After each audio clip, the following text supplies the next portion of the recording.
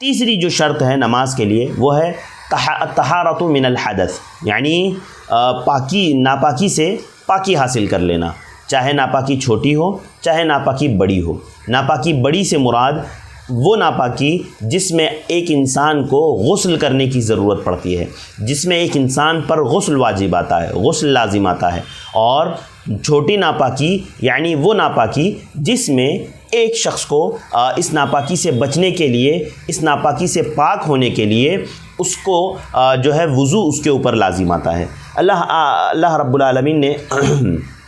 پیارے نبی صلی اللہ علیہ وسلم نے فرمایا لا تقبل صلاة بغیر طہور، کہ اللہ رب العالمین بغیر طہارت کے نماز کو قبول نہیں کرتے، اللہ تعالیٰ بغیر طہارت کے نماز کو قبول نہیں کرتے۔ یہ روایت جو ہے صحیح مسلم کی ہے، حدیث نمبر 224، صحیح مسلم 224۔ اللہ کے نبی صلی اللہ علیہ وسلم نے فرمایا کہ اللہ رب العالمین جو ہے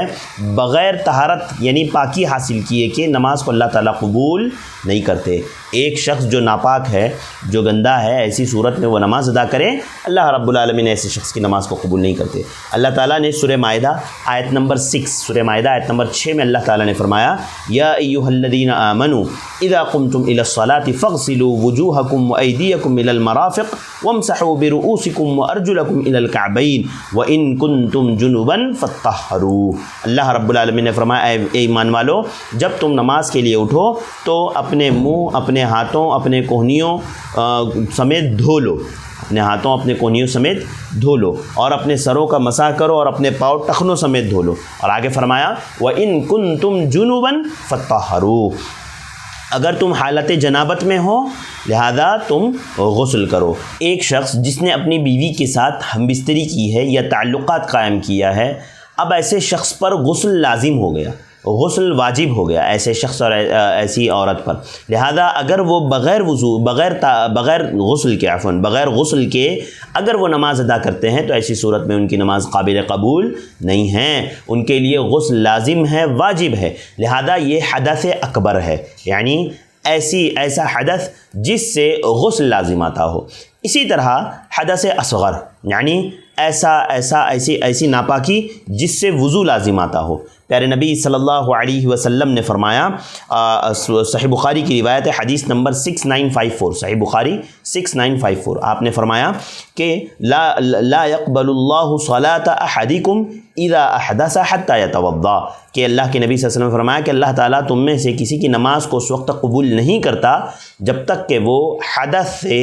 وضو نہ کر لے، جب تک کہ وہ ناپاک ہو اور وہ وضو کر لے، یہاں تک کہ یعنی وہ وضو کر لے، یعنی یہ وہ حدث ہے جس میں وضو لازم آتا ہے۔ جیسے ایک شخص سے ہوا خارج ہو گئی یا وہ بیت الخلاء جا کر کے آیا، تو یہ سب حدث اصغر ہے، لہذا اس سے اس کو جو ہے وضو لازم آتا ہے۔ تو بھائیوں اور بہنوں، آپ ایک بات سمجھیں کہ حدث اصغر یعنی طہارت سے پاک ہونا، یعنی حدث اصغر ہو یا اکبر ہو، ان دونوں سے پاک و صاف ہونا، یا تو حدث اکبر میں غسل کرنا یا حدث اصغر میں وضو کرنا، یہ لازم ہے، یہ شرط ہے، اور اس پر اہل علم کا اجماع ہے، اس پر اہل علم کا اجماع ہے۔ اگر کوئی شخص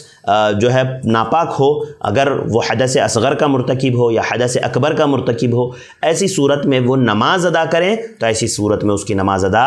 نہیں ہوگی، اس کے لیے حدث اکبر کے لیے غسل لازم ہوگا، حدث اصغر کے لیے وضو لازم ہوگا۔ تو یہ تیسری شرط ہوئی نماز کی کہ جو ہے الطہارۃ من الحدث، لہذا یعنی ناپاکی سے پاکی حاصل کرنا۔